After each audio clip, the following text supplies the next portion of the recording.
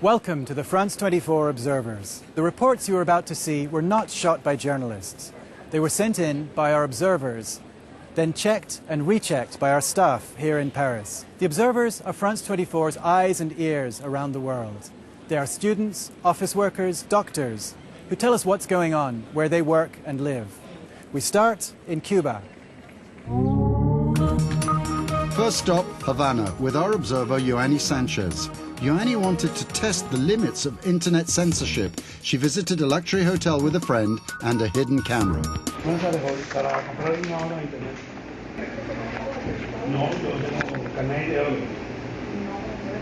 Since Raul Castro came to power last year, Cuba has eased some restrictions on its citizens. Ordinary Cubans can now go into tourist hotels, but they're not allowed to use the computers. Joanny's friend doesn't like it.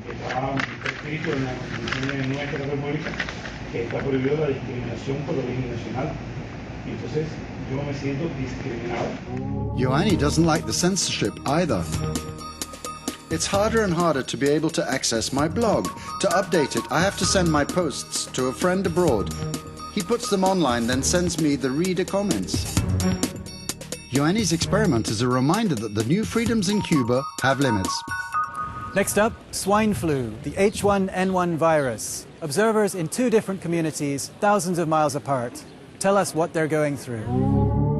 Next stop, La Gloria in Mexico.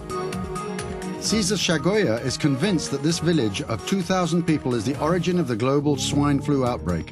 The village is where the first case of the flu was confirmed. It's just a few kilometers from huge pig farms, a joint venture with Smithfield, the American pork giant. Many villagers think there's a connection, but Smithfield says its pigs and its workers show no trace of the flu and its facilities are safe and, to quote, state of the art. Cesar's photos appear to tell a different story. This one shows a pig carcass rotting in a lake. This pig phobia has wide repercussions. Across the world, in Egypt, Mina Zekri tells us the pig slaughter continues.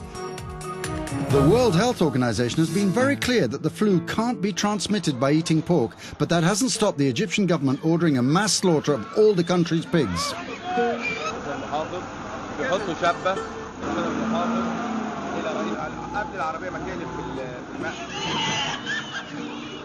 Mina believes the government's true motivation is real estate. The government is trying to steal profits from the pig farmers. The farms used to be on the edge of cities, but the cities have grown and the farms are now in residential areas where land prices have shot up. The pig farmers have protested, but the government hasn't budged. Workers are continuing to slaughter all 350,000 pigs in the country. Now, some young Brazilians who risk their lives for their art, and the Chinese workers who make the world's computer keyboards. En route to Dongguan, China. Charles Kernigan helped write a report on working conditions in a factory that makes keyboards. He used photographs taken secretly by one of the workers. They work 12 hours a day, 7 days a week. The rules posted on the wall are clear. No talking, no long nails, offenders must pay a fine. They sleep 12 into a room, they get 15 minutes for lunch. What's shocking is that the factory produces keyboards for some of the world's best-known brands. From China on to Brazil, Sao Paulo, with Sergio Masucci, a former pichador. Pichadors are homegrown graffiti artists whose speciality is taking risks. The higher they tag, the better. Pichador's message is rebellion. To demonstrate that kids from the favelas exist, they push the limits, break the rules, and try and shock society with their graffiti. You can find more reports on our website, observers.france24.com. You can send questions for Sergio the Pichador, or from Mina, the Egyptian blogger. Or send us tips from your part of the world. Tell us what's going on. Get your cameras out, your portable phones, and get in touch. Don't just watch the news. Help us make it.